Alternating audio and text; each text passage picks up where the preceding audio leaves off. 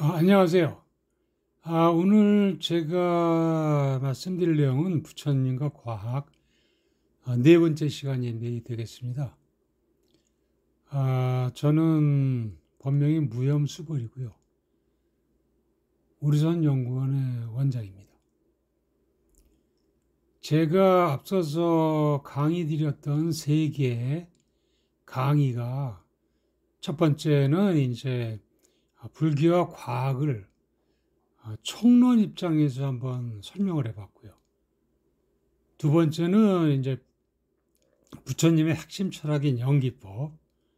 세 번째는 이제 원자에 대해서 설명을 드리는데, 이게 다 지금 쉽지 않은 개념들이죠.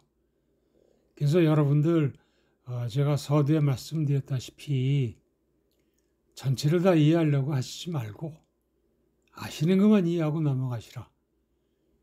그 다음에 제가 정리해서 말씀을 드리겠다라고 얘기를 했죠. 그래서 지금 앞서 강의했던 세 개의 강의를 개괄적으로 정리해서 요약을 한번 해보겠습니다. 첫 번째는 이제 불교, 부처, 가르침이란 무엇이냐라는 것을 과학적인 입장에서 한번 설명을 해보자 했죠. 그래서 과학과 종교 어느 것이 어려운가라는 질문을 한번 해봤습니다. 이거를 부처님과 아인슈타인이 과연 누가 위대하냐? 라는 질문을 시작으로 그 불교하고 과학 간의 그 총론적인 이야기를 설명해 왔습니다.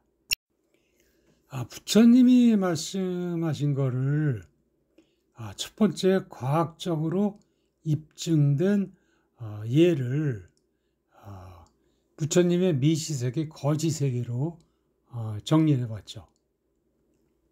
그래서 부처님께서 미시세계, 작은 세계는 일적수 9억 충이라고 말씀하셨어요. 그러니까 물방울 하나에 9억 개 충이 있다라는 말씀을 하셨죠. 다른 얘기는 한 티끌 가운데 시방색이 담겨 있다.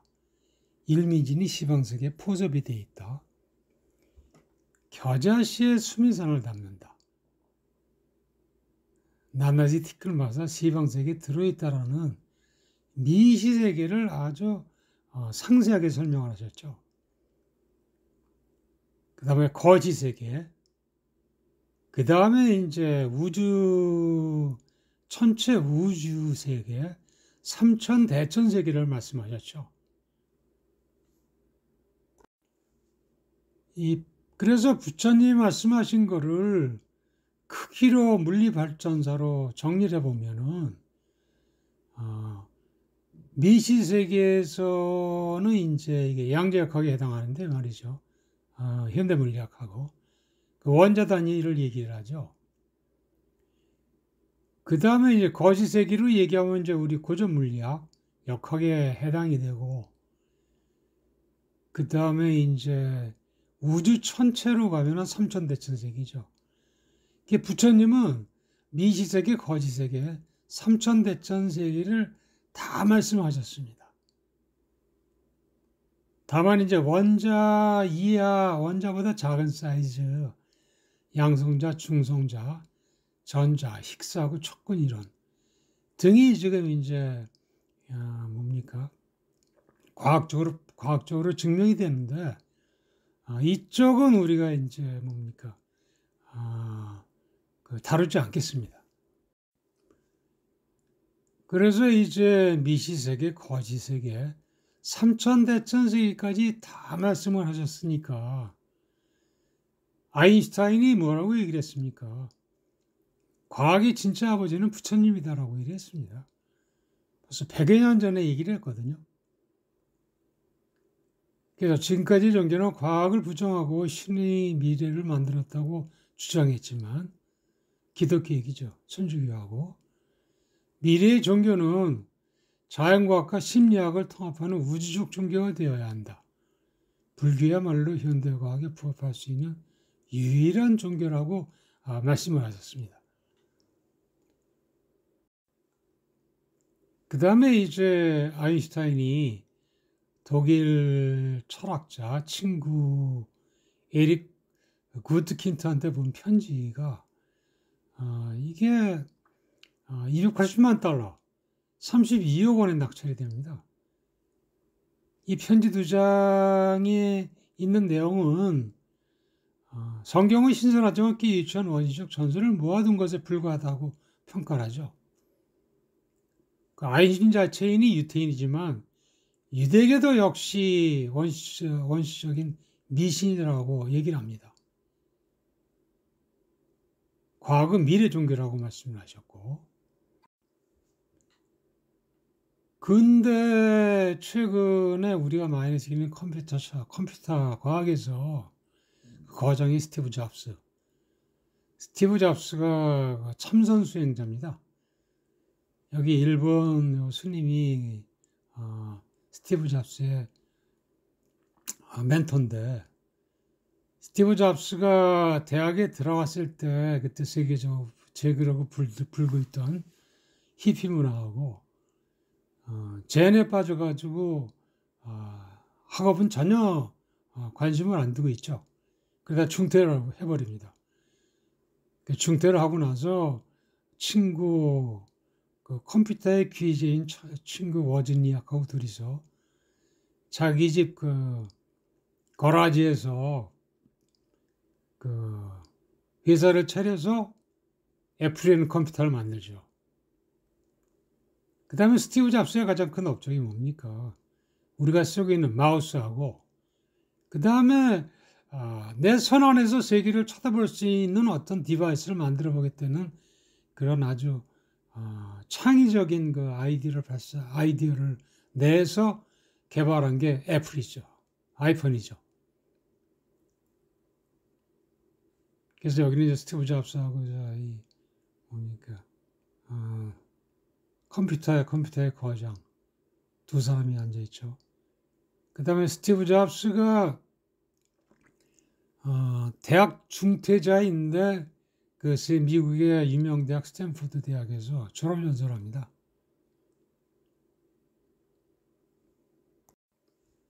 또 한 분은 이제 아놀드 토인비는 세계적으로 유명한 그 최고의 역사학자로 인정을 하는 분인데, 이분 역시 우리 불교하고 충효사상, 그 다음에 우리 건국 이념의 홍익사상을 굉장히 크게 평가를 해주십니다.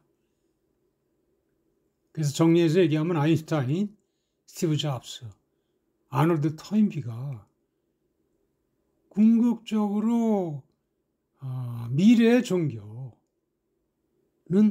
불교라고 이렇게 얘기를 하죠. 그 다음에 두 번째 강의가 이제 연기법 아닙니까? 불교의 핵심 철학. 연기법을 보면은 불교의 핵심 진리죠. 중심사상이고 부처님 깨달음의 핵심입니다. 이 핵심의 깨달음을 바탕으로 사성자하고 팔중도의 근원이 되죠. 12연기가. 근데 이 12연기를 뭡니까? 분석을 해보면 굉장히 체계적이고 논리적이고 그러니까 과학적입니다. 첫 번째는 12연계는 수식으로 표현이 되거든요. 이러한 수식은 과학 이전에 들립니다. 과학은 모든 과학의 법칙이 어떤 가정하에 결론은 이렇다. 그리고 예외사항이 항상 있습니다. 근데 수식은 전혀 예외가 없죠. 그래서 우리가 이 불경을 공부하다 보면은 모든 게 거의 많은 것이 전부 수식으로 표현이 됩니다. 12연기, 사성제, 팔정도, 육군, 육경. 그 외에도 여러 가지가 다 이 수식으로 표현이 되거든요. 그만큼 체계적이고 논리적이라는 얘기죠. 그 다음에 우리 불교는 그 생물학의 진화론 역시도 연기법의 산물입니다. 그래서 이 연기법을 깊숙하게 들여다보면은 우주 전체의 모든 법칙이 12연기법으로 설명이 될 수 있습니다. 그래서 연기법을 보면 무명, 행식, 명색, 오근, 촉, 수, 애, 취, 유, 생, 노사로 정리를 하셨잖아요. 부처님이. 이 내용을 보십시오. 과거, 현재, 미래를 다 포괄적으로 보고 계신 겁니다.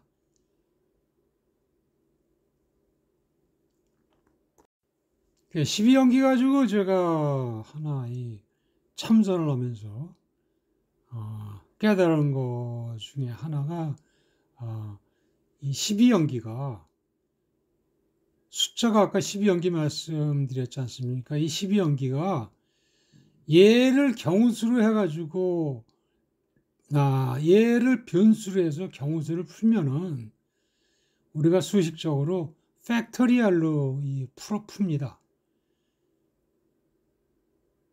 그래서 예를 들어서 3팩토리이다라고 하면 1 곱하기 2 곱하기 3입니다. 8팩토리얼은 1, 2, 3, 4, 5, 6, 7, 8까지 곱한 거죠. 그래서 8팩토리얼을 계산을 해서 오면은 4억 7,900만 개가 됩니다. 약 8만 대장경이 6,000배가 됩니다. 이게 부처님의 깨달음이라고 얘기할 수 있겠죠. 그래서 이 팩토리라는 개념은 인도, 중동, 유럽에서 시작했는데 기원전 3세기의 자이나 문화에서 시작을 했습니다. 바스카라 2세가 소라껍질, 원반, 철퇴, 연꽃 네 가지를 네 개손으로 잡을 때 경우수를 계산하면서 관찰하면서 발견한 게 팩토리얼이라는 개념입니다. 그래서 제가 이제 제 경험에 의해 가지고 이 12연기를 풀어본 건데 저는 참선을 하면서 식이 굉장히 맑아져서 식이 맑아지니까 그 참선 중에 많은 걸 깨닫습니다. 그래서 제가 이제 평택 근처에서 서울까지 지하철을 이용해서 많이 이동을 하는데 거의 2시간가량 걸리는데 매주 왔다 갔다 하다 보니까 제가 앉아서 참선을 하게 됩니다. 참선을 하다가 이제 우연히 팔만대장경을 생각하다가 과연 부처님의 깨달음이 뭐냐라는 얘기를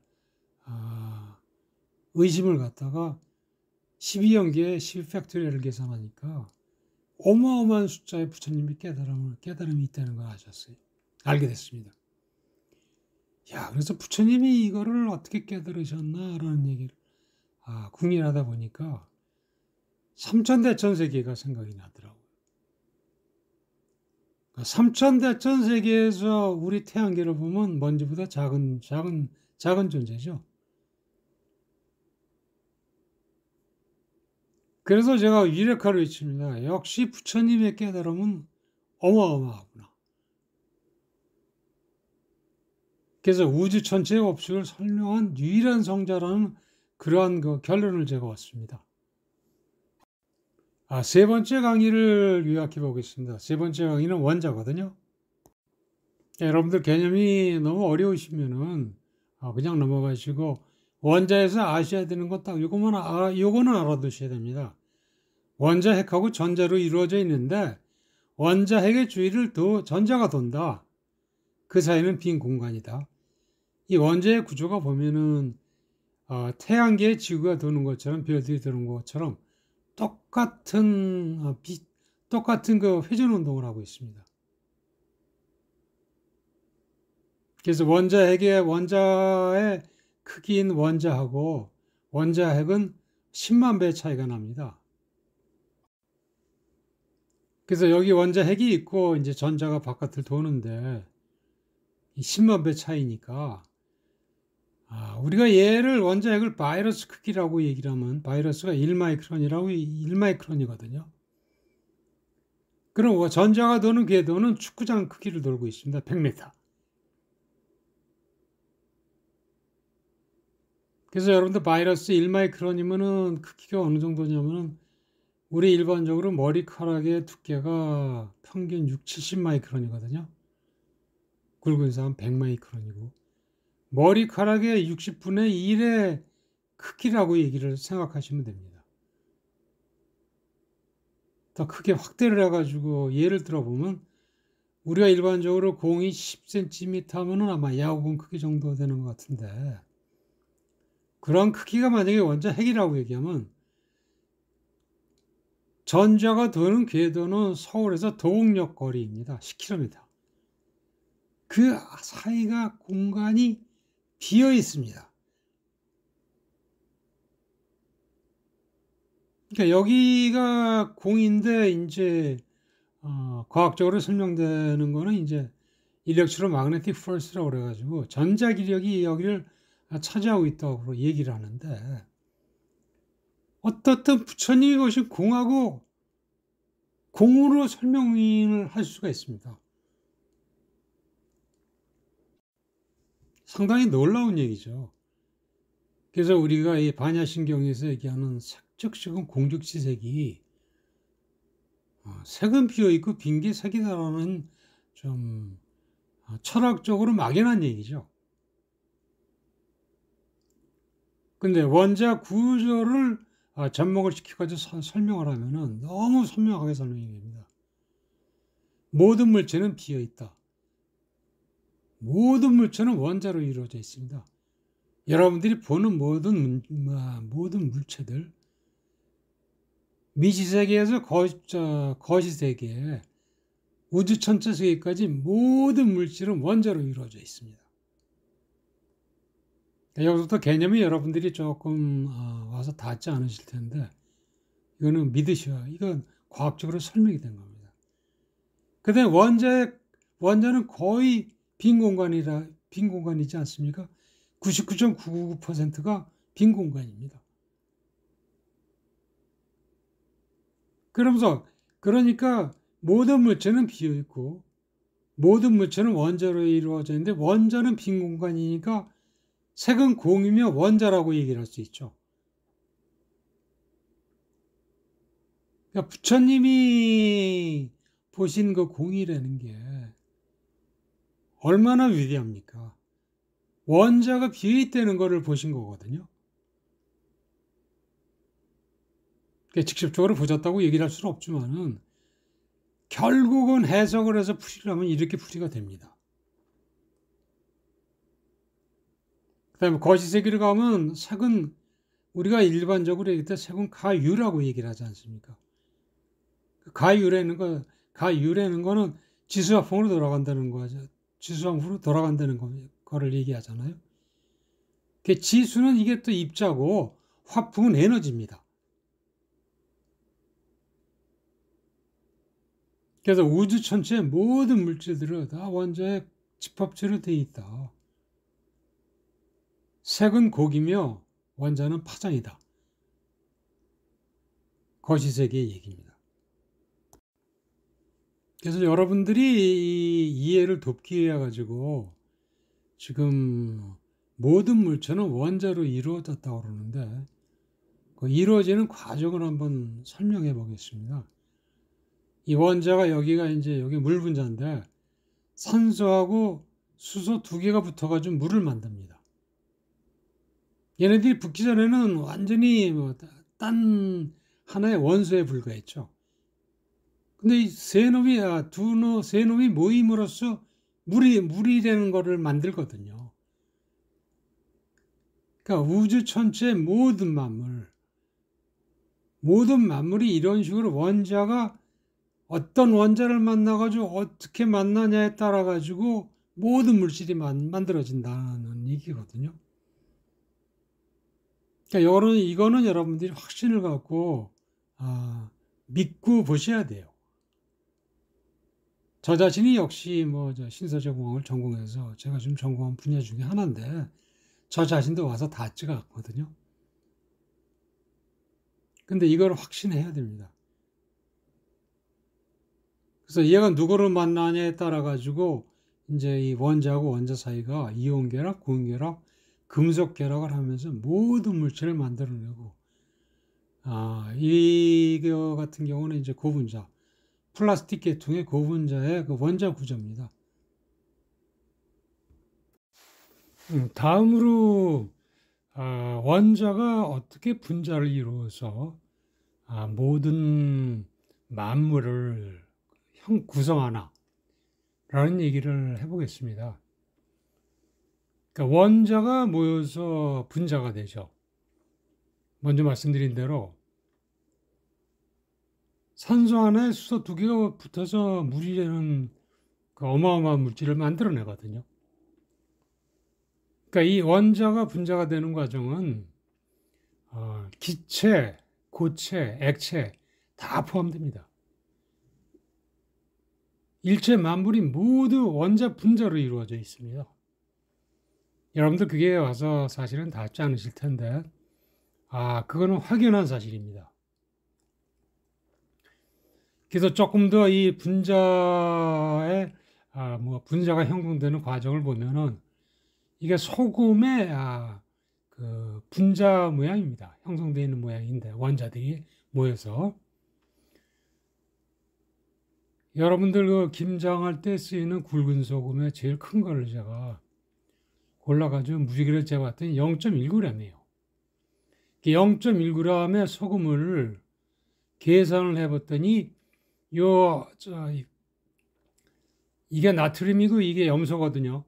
염소하고 나트륨이 두 개가 합쳐지면 이게 원자가 되거든, 분자가 됩니다. 이 분자의 개수가 0.1g의 소금에 100억 조개가 들어 있습니다. 어마어마한 숫자죠. 더구나 이 염소하고 나트륨이 이렇게 규칙적으로 원자가 구성이 되어 있습니다. 적층이 돼가지고. 그러니까 우리가 먹는 소금 하나에 수백억 조개의 소금 분자가 들어있는 겁니다. 그러니까 여러분들이 음식을 좀 꼭 씹어 드셔야 되는 게 실질적으로 우리 피에 흡수되는 거는 분자 상태에서 되거든요. 그러니까 쌀 하나 아래도 몇 백억, 몇 천억 조개의 분자가 들어있는 겁니다. 그러니까 얘가 몸에서 흡수되게 하려면 오래 씹어야 되겠죠. 어떻든 쿼르츠라는 건 이제 뭡니까? 유리거든요. 그러니까 실리콘하고 산소로 이루어져 있고요. 그 다음에 솔트 크리스탈, 솔트 크리스탈. 이게 이제 소금이고요. 그 다음에 이게 얼음.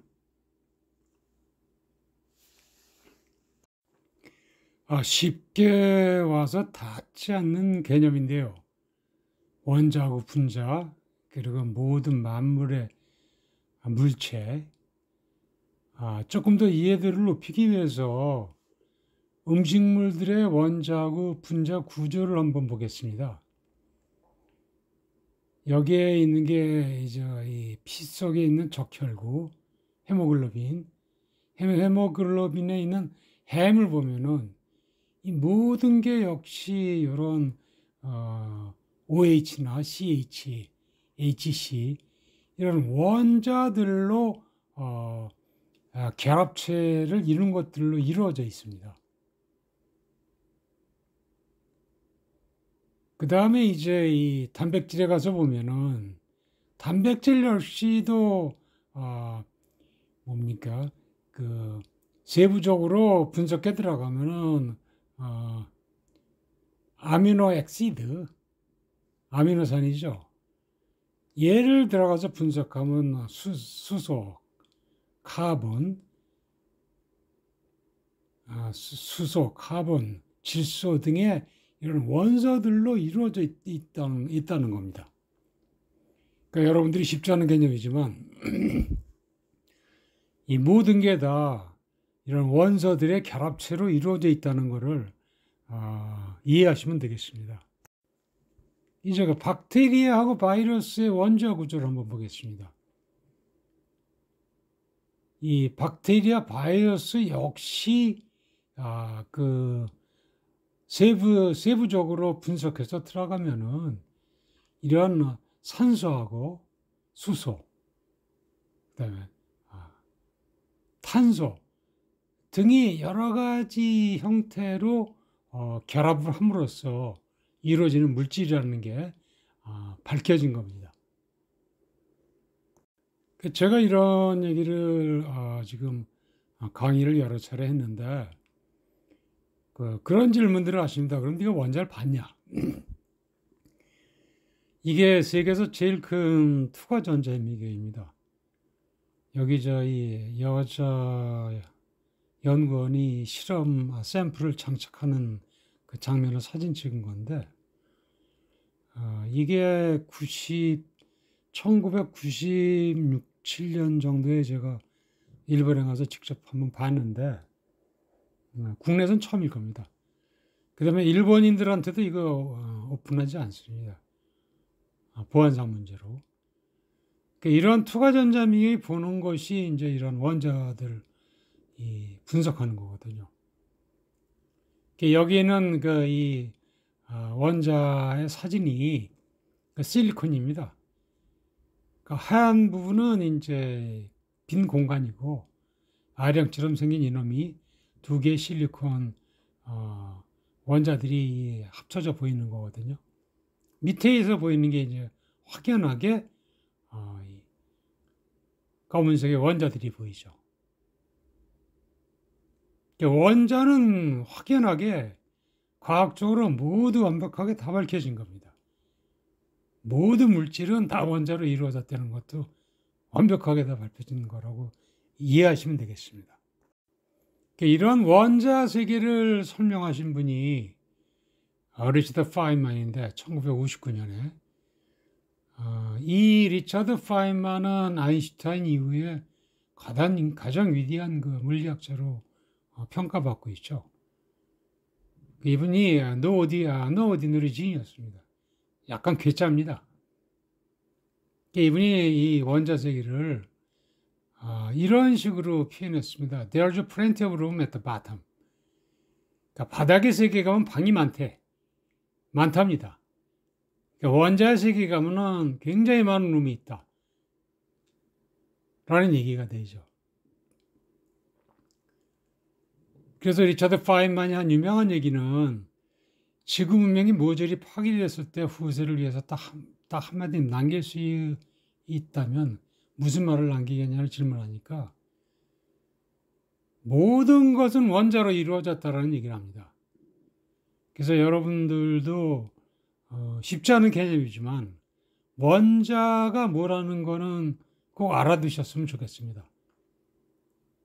아까 반야신경의 착적시공 공직시색을 원자로 푸니까 아주 명확하게 풀리지 않습니까? 지금 제가 이제 공부를 시작한 지가 얼마 안 됐지만 공부를 해보니까 많은 불교의 교리나 철학들이 과학적으로 굉장히 많이 설명이 될 수 있습니다. 그리고 앞으로 될 겁니다. 그런 면에서 원자가 굉장히 중요하니까 원자는 꼭 알아두셨으면 좋겠습니다. 그래서 지금 말씀드린 대로 일체 만물은 원자로 구성되어 있다. 그래서 일체 원자조입니다. 물질 세계에서는. 정신 세계에서는 모든 것은 마음이 지어내는 것이라고 해서 일체 유심조죠. 반복해서 말씀드리지만 불교의 과학성은 굉장히 활발하게 입증될 것으로 판단됩니다. 그래서 체계적으로 쉽게 이해할 수 있는 불교의 과학화로 위기에 빠져 있는 불교 가나선, 이거를 친절한 그 불교 가나선으로 만들어서 그 위기를 극복하면은 세계화는 실현될 것이다. 이 불교의 불법은 심의등등법이다. 오늘은 강의 내용을 전체적으로 정리를 한번 해보면은 미시세계, 거시세계를 부처님이 말씀하셨죠. 그래서 아인슈타인하고 비교를 했더니 부처님 아인슈타인이 인정하지 않았습니까? 진짜 과학자는 부처님이라고. 그 다음 우리 근대 그 컴퓨터에 대가인 스티브 잡스 역시 그 명상가입니다. 일본의 그 선을 공부해가지고 젠이라고 얘기를 하죠. 그 다음에 이제 아놀드 토인비, 세계적인 역사가 역시 우리의 충효사상, 그 다음에 건국이념 홍익인간, 그 다음에 한국의 문화, 종교를 모두 다 극찬을 했습니다. 그 다음에 여러분들이 이제 연기법을 보면은 오늘 설명드린 대로 굉장히 구체적이고 체계적이지 않습니까? 연기법 자체가. 근데 원자 같은 경우는 과학의 가장 핵심된 부분인데 얘를 푸니까 우리 불교에서 색적시공 공적시색이 아주 쉽게 풀리지 않습니까? 우리 불교에서 공을 설명하고 그다음에 모든 밀추의 구성체가 원자 아닙니까? 그러니까 이러한 그 과학적인 지식을 가지고 우리 불경을 아주 쉽게 설명을 할 수 있죠. 그래서 제가 이 불교의 문제점과 발전 방안을 그러한 배경에서 제안을 하는 건데 지금 우리 불교하고 간호선이 굉장히 공경에 빠져 있죠. 그래서 이 불교하고 가나선이 가지고 있는 체계적인 논리를 가지고 과학화시키면은 그게 불교하고 가나선의 위기 극복, 활성화의 가장 좋은 방법이라고 생각합니다. 그래서 그런 과학화라는 얘기를 조금 더 구체화시키면은 과학이라는 거는 체계적인 논리를 얘기하는 거죠. 그렇죠? 그러니까 체계적인 논리에 의해서 즉 뭘 하냐면 간소화를 시킵니다. 모든 내용들을. 그러니까 간소화시키니까 이해하기가 쉽죠. 그래서 오늘 얘기한 건 미시세계, 거시세계, 그 원자, 공을 통해서 논리를 체계 단순화시키죠. 그 다음에 이제 다음에 다룰 얘기지만 최첨단 과학에 적용되는 양자역학 역시 불교하고 굉장히 밀접한 관계를 가지고 있습니다. 우리선 연구소에서 하는 일이 이 일을 지금 중점적으로 하고 있습니다. 그래서 모든 불법과 교리를 과학적으로 입증하고 체험 실질적인 논리를 개발해서 쉽고 이해하는 불교를 만들겠다는 게 저희가 하는 일입니다. 여러분들 보셨다시피 부처님이 말씀하신 많은 얘기들이 굉장히 과학적이거든요. 그래서 저는 저 자신이 이걸 공부하면서 부처님의 위대성을 아주 뼈저리게 느끼고 있습니다. 정말 매일 감사하면서 정말 행복한 시간을 보내고 있습니다. 아인슈타인하고 스티브 잡스, 토인비를 통해서 우리가 과학하고 역사학에서 이 불교의 그 우수성을 봤죠. 그럼 이제 철학 쪽에서 니체하고 쇼펜하우의 불교관을 보면은 이 두 사람이 역시 그 화두를 고를 잡고 있죠. 산다는 것은 고통을 받는 것이고 살아남는 것이다. 니체 얘기고. 그 다음에 쇼펜하우하고 니체의 얘기들은 산다는 것은 괴로운 것이다. 고래는 부처님하고 똑같은 화두를 가지고 공부를 한 사람들이죠. 여러분들 아시지만 니체는 뭐 가장 영향력 있는 철학자죠. 니체는 이렇게 얘기했습니다. 불교는 기독교보다 훨씬 우수한 종교라고. 그러니까 니체가 불교를 접하게 된 거는 쇼펜하우의 영향을 받았죠. 쇼펜하우어가 불교를 서양 철학에 알린 선구적인 불교 예천자죠. 그래서 이 아인슈타인하고 스티브 잡스를 통한 과학자, 그 다음에 역사학자 토인비, 철학자 니체, 쇼펜하우어까지 모두 일관되게 불교를 예천하고 있습니다. 이분들이 벌써 2세기 전서부터 시작한 일이거든요. 근데 우리는 지금도 아직까지 불교가 원시적인 미신적인 종교고, 기독교가 선진 종교라는 그 선입견하고 편견하고 잘못된 이해, 이게 지금 아직 우리한테 팽배해 있거든요. 이게 지금 불교의 과학화를 설명하는데 커다란 자해가 됩니다. 제가 지금 얘기하면서도 상당히 거부 반응을 하는 사람들이 많거든요.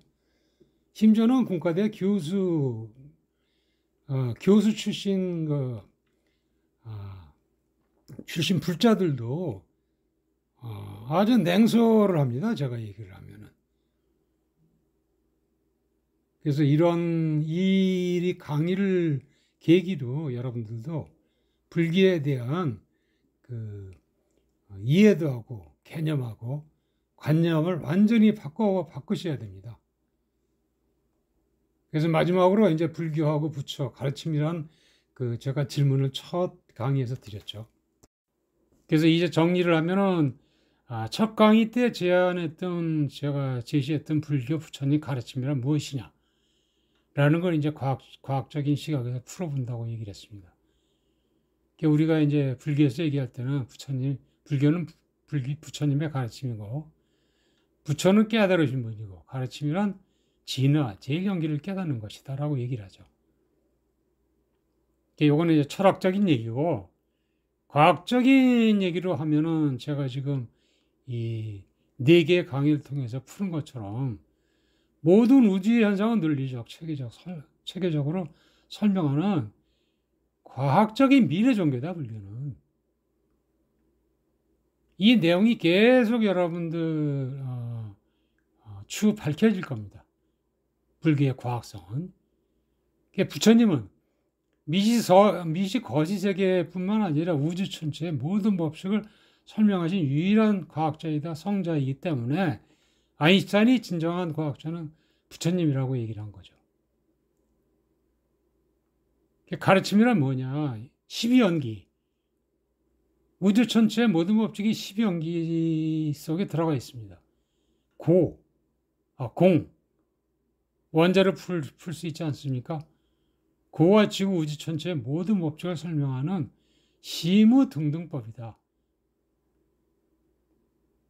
그래서 체계적으로 쉽게 이해할 수 있는 불교의 과학화로 어려운 불교를 친절한 불교로 만드는 것이 지금 침체되어 있는 불교, 가나선을 활성화하고 세계로 가는 첫걸음이 되며, 이거는 머지않아 실현될 것이라고 저는 확신합니다. 감사합니다. 감사합니다.